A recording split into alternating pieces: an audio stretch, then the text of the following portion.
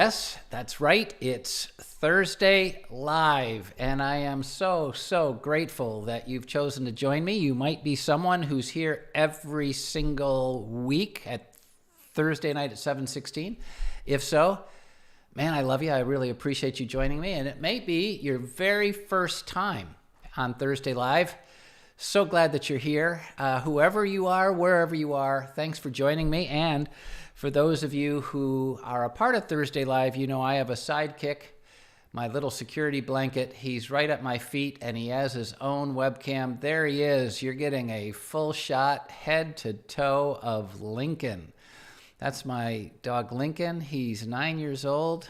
A couple months, he'll be turning 10. Blows me away. But at any rate, so you can tell he's very activated by my voice right now. But back to what we're doing. I'm really excited about this summer because I'm spending time interviewing people who are guest speaking at Northridge Church. But this week on Thursday Live, it's going to be a little bit different. I get to interview someone that we know who speaks regularly. In fact, he's the teaching pastor at Northridge Church. He's our strategic ministries lead at Northridge Church. And I couldn't be more excited than to have him here. So would you give with me, and you can do it in your comments, a warm welcome to our very own Pete Wilson. Hey, Pete, how are you, man? Hey, I'm great. How are you doing? I'm doing really great. I'm so glad to have you joining me here, man. This is really fun. It is. You and I were talking earlier about how you've done Thursday Live for me once in the past when I couldn't make it. You obviously are on our platform all the time, but you and I have never done Thursday Live together. So this is a great treat for me. I know, it's awesome. I'm usually during Thursday Night Live, I usually have the computer set up on my counter. It's around dinner time for us, so we're usually cooking while we have it on. So it's fun to be on this side of the camera this time and get to be a part of it with you. Yeah, well, ditto. You and I get to spend time together individually and alone and all that different stuff, but we don't ever get to share that with those who are engaged right now, and I hope that you guys will be connecting with us on here. But so, Pete, what's been going on this summer? I know you're a big part of the summer series. You're the primary speaker outside of our guests and all that stuff, but when you're not on the platform, when you're not doing staff leadership, what you guys been doing? I love summer. It is my favorite time of year, and it's a blast. You know, kids are all out of school, and there's only all three of my boys play football, and there's only a 2-week period out of the entire summer that they don't have practice. They call it the dead period, and it's a state regulated thing because they know football coaches will run these kids 24/7, so they make them give the kids 2 weeks off. So we're just wrapping that up and took a really fun family vacation last week with all the kids and my mom and stepdad and all of us in one big house. It was a blast. So I love it. And I for me now I think it's been, I should have checked this, but I think this will be probably my 10th, maybe even my 11th year that I've been a part of the summer series. I may have missed one summer in there somewhere, but long before I was on staff, I was a guest and got to come up for years in the summer. And so it's always been a highlight for me. I always can't wait to see what the set's going to look like and just the excitement and the buzz that comes along with the series. It's been an honor for years to be able to be a part of it. Well, that's what's fun about God's plans, you know, for sure. Though God certainly knows the journey he's authored for us, or the interesting detours we're going to take in our own lives and all that different stuff and how he's going to use that. We don't, but that's part of living by faith day to day. And I remember clearly God was using you to do a big thing in Nashville there. And you and I wrote books at a similar time. You actually sold some. I didn't. That's just, a little bit of a grudge, but that's okay. I remember us reaching out to you and you coming up, and it's been a blast to have you there. But then how God's evolved that relationship, it's just an amazing thing. So 11 years, that blows my brain.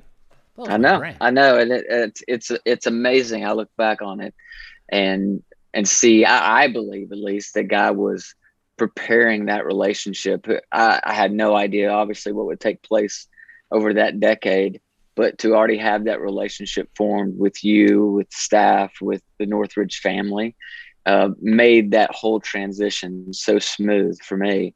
And so, yeah, I look back and I'm really grateful for God's provision, guidance, and all of that. Yeah, a lot of people don't know. We pastors, especially as you get to be a pastor of a larger church, it's true of all pastors, but a larger church, man, it's like sometimes I feel like I'm the mayor of a city. It's there's so much going on. The local ministry consumes you.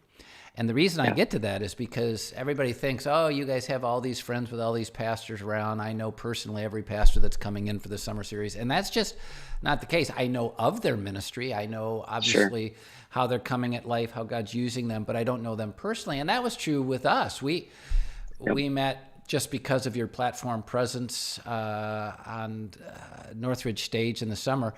But then God orchestrated you and I to be a part of a small group together. Man, I don't even know how many years ago this was, Pete, but we John Ortberg at the time, and Gene Apple, both out in California, got a couple of guys together. You and I happened to be two of them, and we spent, I don't know, a couple of days together in a room in San Francisco, if I'm remembering it right? Yeah. And I know you and I every once in a while will text a picture from that Yeah. event as kind of a memory, but I think about that time, that fellowship, those conversations that we were all able to have with each other. It was a 2-day period that I'll never forget. I mean, it was very encouraging to me to just hear, like, this group of godly men, all of us, wrestling through issues, praying through issues.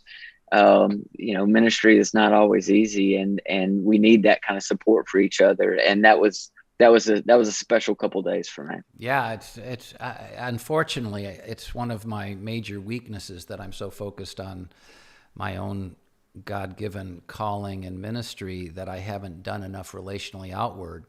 Which kind of brings me to the evolution that you and I have had. So we had that small group thing. You'd spoken at Northridge. Things unfolded in your life, which led you away from the ministry you're in down there, and some things were going on personally. But and this isn't me. I just remember telling my executive assistant Pam Heaton, saying, "I want to connect with Pete. I want to connect with him." And so we did connect a little bit. I actually flew down to Nashville. You've told this story on the platform, but that we started building. It was weird. We had a ministry relevant relationship because we had similar sized ministries, blah, blah, blah. But our personal relationship built through those things, and then you coming on the team. So it's like, it's almost backwards. When we were in San Francisco, I related to every single one of those guys' ministries' lives, but I knew nothing about their personal lives. That's like backwards. Usually it's personal to ministry. So, but if I could just, long story short, I'm so grateful that we have the relationship we have now, that you're on this team. God's using you in my life and the ministry of Northridge, and I know us in yours. And so that's really cool. Yeah, I've said this numerous times on stage, but I'll keep saying it because I think it's really important and unique that, as you know, Pastor Brad, when you lead out a successful large ministry, there's generally a line of people who would like a piece of your time, not only from within your own church, right, your own community, but then other pastors who want to learn from you, want to pick your brain, want to, share resources with you, all those kind of things. And so it was not uncommon at all for pastors back in the day to reach out nonstop. But when I stepped away from the church and kind of went through all my personal things, the phone stopped ringing. Nobody really wanted to connect anymore. And which is okay. I get it. I totally understand how all that works. But that's what made you reaching out so unique. And again, it says a lot about your heart It says a lot. I quote you all. I think I quoted you a couple of weeks ago on this, where you talk about failure is not final. You've said that many times. But you know what? It's lots of pastors have little sayings, quotes, cliches that they share, and I think a lot of times people wonder, do they really believe that, or is that just convenient to say in the moment? And you proved that to me in my life. I know you've proven it to other people as well over the years, but you definitely proved it in my life that that was a lot more than just a cute saying for you. You really believe that, and you continue to invest in me and reach out to me and pastor me in a season I desperately needed that. And so I'll be forever grateful for that. Yeah, well, I love how God intertwines hearts. And the truth is, we're all failures. And Yeah. it's just there are some failures that we don't accept because they're not our failures, and we Yep. go forward and all that Yep. different stuff. But no, it's an amazing thing. I'll never forget. This is funny. And by the way, the thing about if you're a guest here on Thursday Live, the thing about this is this isn't about prepared sermonic devotional information where Pete and I are trying to be theologically really intelligent people. This is just raw sharing of a personal life, which, quite frankly, in positions like ours, Pete, most people don't get to experience us in our, personal lives. That's kind of what this is Yep. about. But so Yep. I'm going to go here. When I flew down to Nashville to spend time with you, we went out to breakfast. You said, yeah, I never even said why I was coming. My sister, I didn't even talk to you. I think Pam was the one that made it happen. And I sat down and we were eating and I asked a couple of questions. And that's when you went, oh, okay, I think I know why he's here. And you went, man, I was really worried you were calling me to come down here and share all your crap because only I could understand that, and it was like, my thing is people stopped calling you for the ministry positive reasons. People started now Yes. calling you because they could trust you with their brokenness because they knew you'd gone through a season of real brokenness. And you Yep. thought, oh no, he's going to come and tell me about this stuff. And Yeah. That's it trapped in my mind.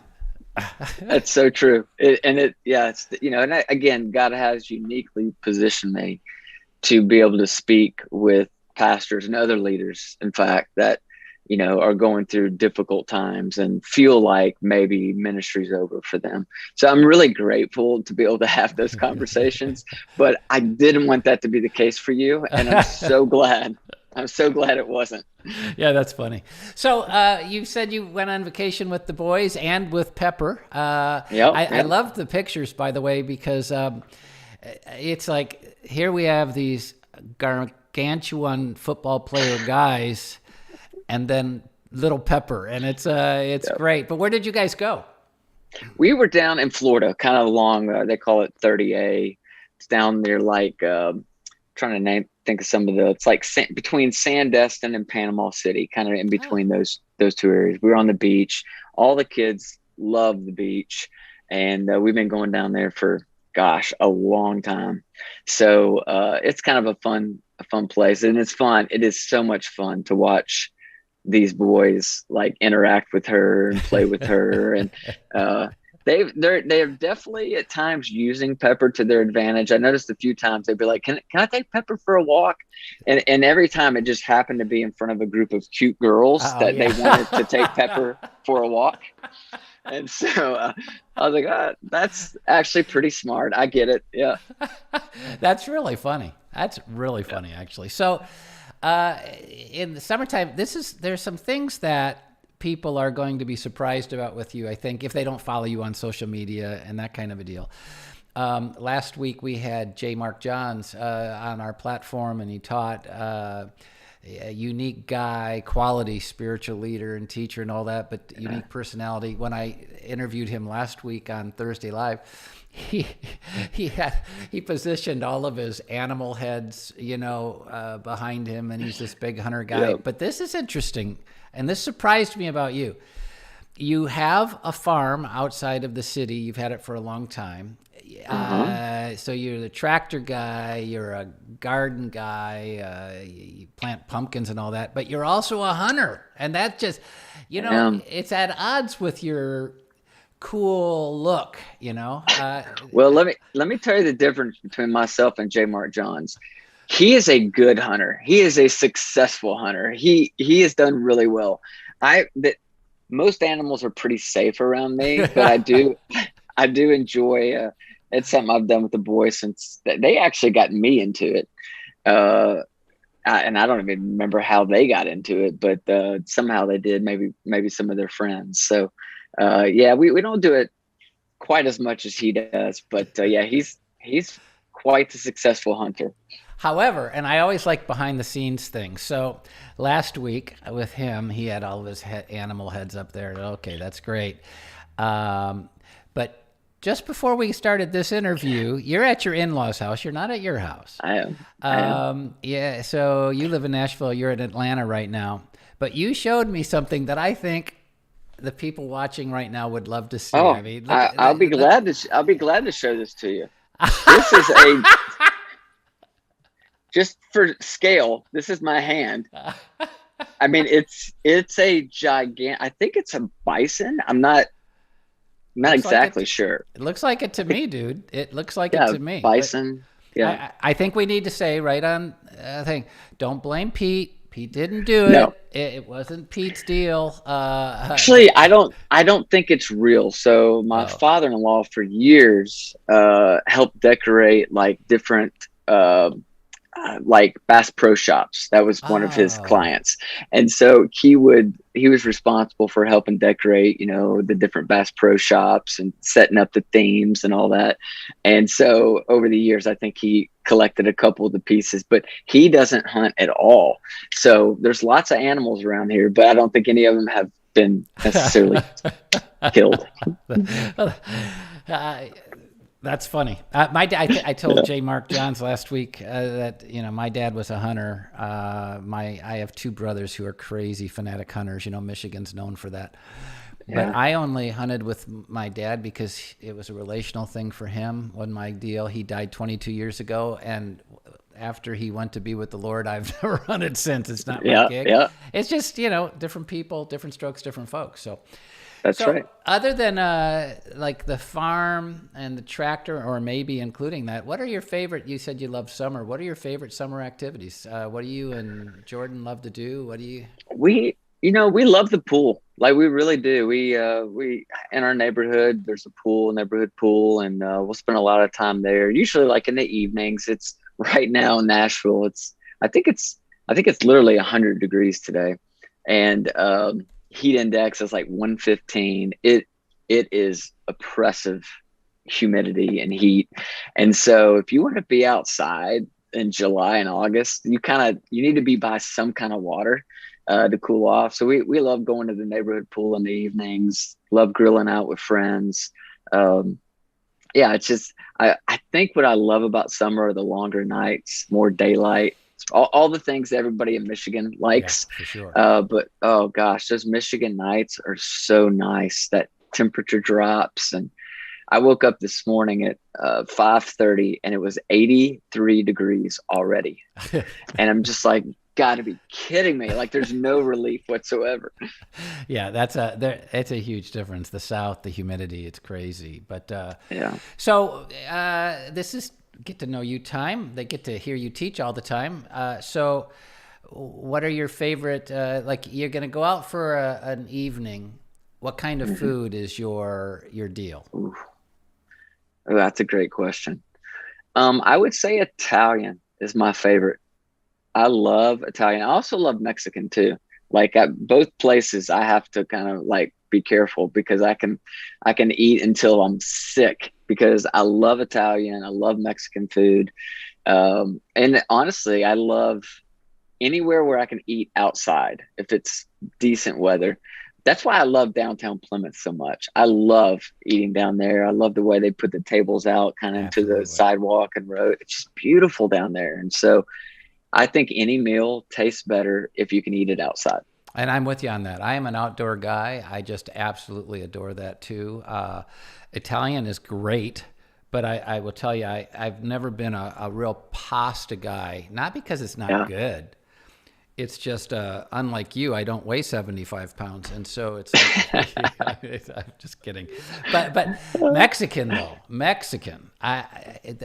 I am pretty disciplined when it comes to my nutritional habits, but when I go to a Mexican restaurant, I can go through baskets of chips like it's like I can not eat chips at my house ever. But No, but it's just, there's something about Mexican food and I'm Mexican I'm with restaurants. you that they put that bowl right there in front of you, and it's like, and it's free, so you feel like you need to eat it to get the Yeah, yeah. value of the meal, Well, right? we got to be good stewards. So, got to That's be good stewards, not of our bodies, but right. of that. So, okay, well, that's cool. And is there an activity? You like water, you like the pool. I get that. You're obviously an athletic guy. In fact, you stay in shape.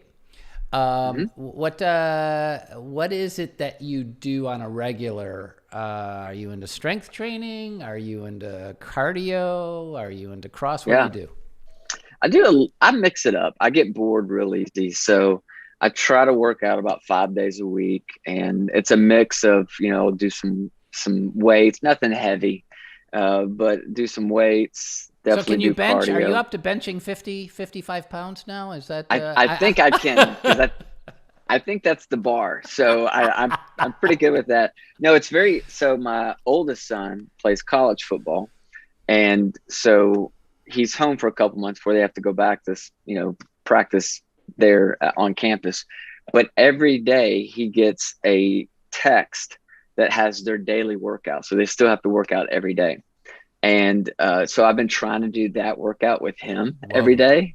whoa. uh, there's nothing more humbling than trying to work out with a college athlete. Like it is, and he gives me no mercy whatsoever. And so, yeah, I've never felt more out of shape and weak in my life than I have this summer.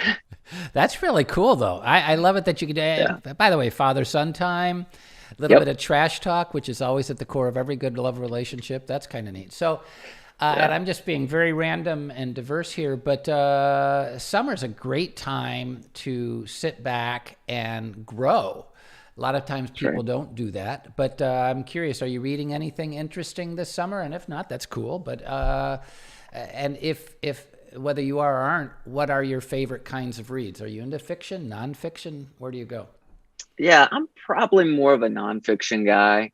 I'd like to get into more fiction, but I've just always kind of been a nonfiction guy. Just listen to my And preaching. You'll get a lot of fiction with my preaching.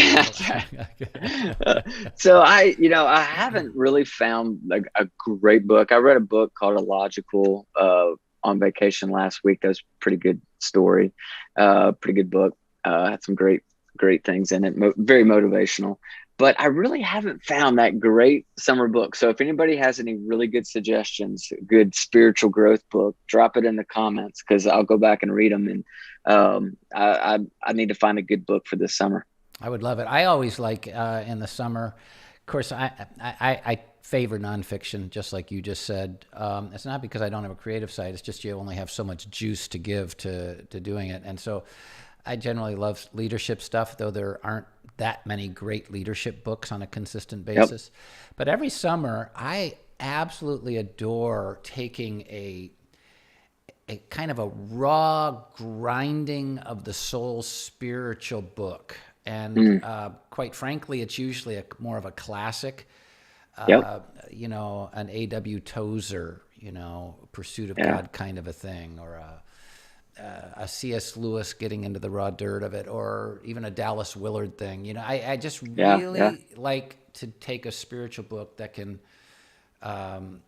dig into my life just a little bit, and it means a great deal. Curiosity, devotionally, I'm going through the Bible in a year with a little devotional attached to each day's reading. It's called Connect the Testaments. What are you doing this year in your devotional life? Are you doing it seasonally, or are you doing something that has an annual scope to it? I don't have an annual scope to it right now. I'm in Daniel, and which is actually what I'm going to preach on this weekend. And I thought I read a little piece of a commentary about Daniel, and just I don't think I'd ever connected these dots before, but it's one of the only books that's written by someone who's literally living in a pagan world, a pagan country that had been under siege. And when I read a little bit about that, I thought, man, I just feel these days that sometimes we live in a culture that we kind of look around and we're like, I thought this used to be like a Christian culture, like I feel like I'm, living in a different world at times. And I was like, I bet if I go back and reread Daniel with that perspective of how should I be responding as a follower of Jesus? How do you respond when you live in a culture that looks completely different than what you would like for it to look like? And so that's been pretty eye opening for me to be reading through the book of Daniel. And I'm excited to share about that this weekend because I really do think there's some real practical things that we can learn from Daniel in how he responded to the situation that he was in. Because he didn't just survive, he thrived He inside of did. that pagan culture. And I think it's really easy these days as Christ followers to just want to sit back and criticize, point fingers. And I get it. Like it's maddening to me at times, some of the decisions that we're making culturally. But I was like, I bet there's a lot more that I could be doing than just yelling at the news and getting frustrated and having the same conversation like every night at the dinner table about how frustrating things are. And I'm learning a lot. And I'm really excited to share that this weekend. Well, and I love that because that's exactly the world we live in. And he was there against his will. He was forced into this situation. And guess all of us are, it's not our will that our culture's doing what our culture's doing now. And yet here we are and we can learn from him. I'm excited about sitting back and taking in, which is this weekend from your talk, which is kind of what I get to do in the summer a little bit, that Northridge benefits. They get to hear the voices of different people with different gifts, with the same calling to communicate God's truth, and they benefit from that great deal. I do too, because I get to grow from our own church and then study forward and lead forward. So that's kind of Yeah. great. And it's so important. And you and I shared a little bit about this before we came on tonight, but I this summer series I think is so cool for a couple reasons. Number one, the church gets to hear from some great diverse voices, and I think that's so helpful. I think it's rare because in most churches, as you know, Pastor Brad, there's one primary speaker who speaks a vast majority of the time, and that's kind of pretty much all you hear. And I thought it was so wise of you. I don't know how long ago you started this summer series. I know it's been quite a while. It was so wise of you to have the confidence as a leader and a communicator to say, I'm not threatened to bring some of the best speakers from around the country here into Northridge so that our people can grow and benefit, from them. And I remember as a senior leader being very impressed that you had that kind of confidence to be able to introduce the church as a whole to just a variety of speakers. So I think that's one reason it's important. The second reason, I'll make this quick, is that I think it's great for you, and which then therefore means it's great for us as a church. I don't think a lot of people realize the toll it takes on a senior pastor to balance leading every day while preparing a message every single week. And when you stand on the stage and you deliver a message almost every week like you do, it's this constant like pouring out. I know that you're a very wise man and you've been doing this a long time, but it still takes a lot of study, it takes a lot of research, it takes a lot of energy to prepare on the level that you prepare.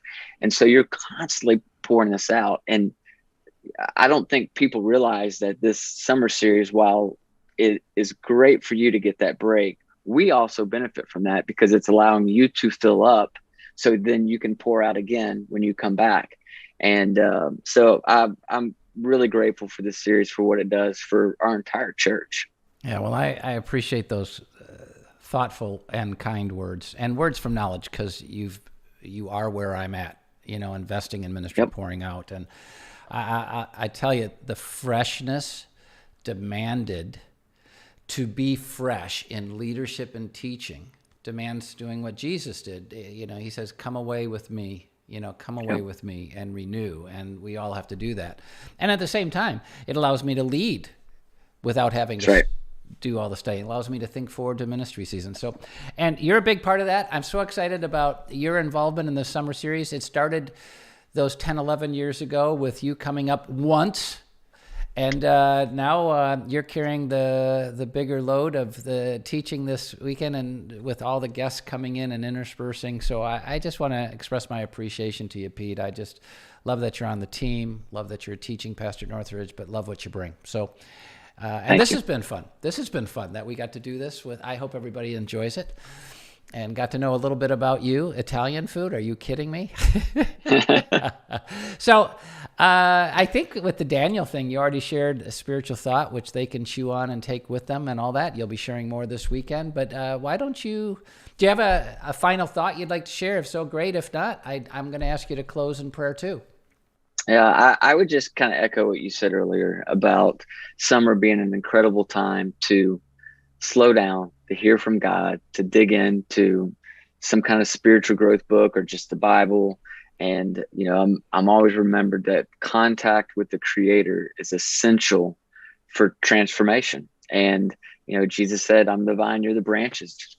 Remain in me, and you're going to bear fruit. But apart from me, you're going to do nothing. And I think summer is a great time to just remind ourselves of that simple truth that we need to stay connected to Jesus from moment to moment to moment.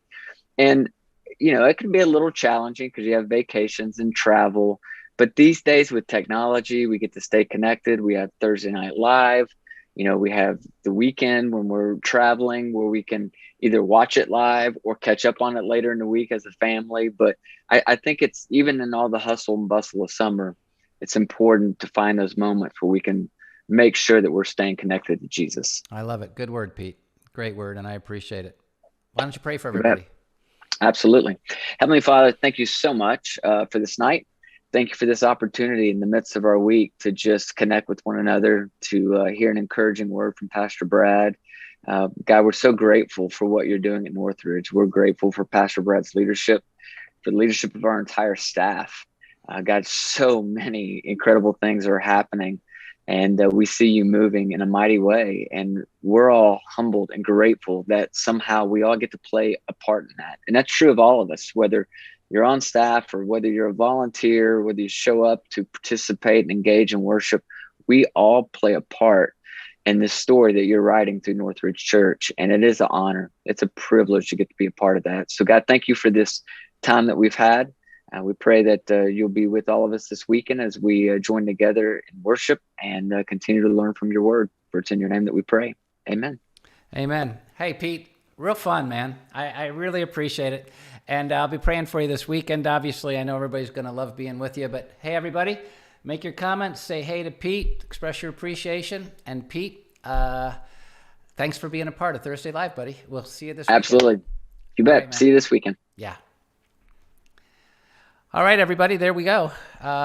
We are going to end Thursday Live. I love that we're getting to know everybody. We're getting to know the people who are coming and sharing our platform, even someone like Pete, whom we know. We get to know a little bit more, and I appreciate him sharing with us. Don't forget this weekend. Be there as the summer series continues. Really, it's a great set. It's a great community, and it's an impacting talk that you're going to hear. So be a part of that. And if you can't be there, like Pete just said, see it online. And don't forget to join me, okay, next week for Thursday Live. Just so you can see, I just want you to know my boy is right here at my feet. There's the Lincoln cam. Say goodbye, Lincoln. Say goodbye, everybody. And we'll see you next time.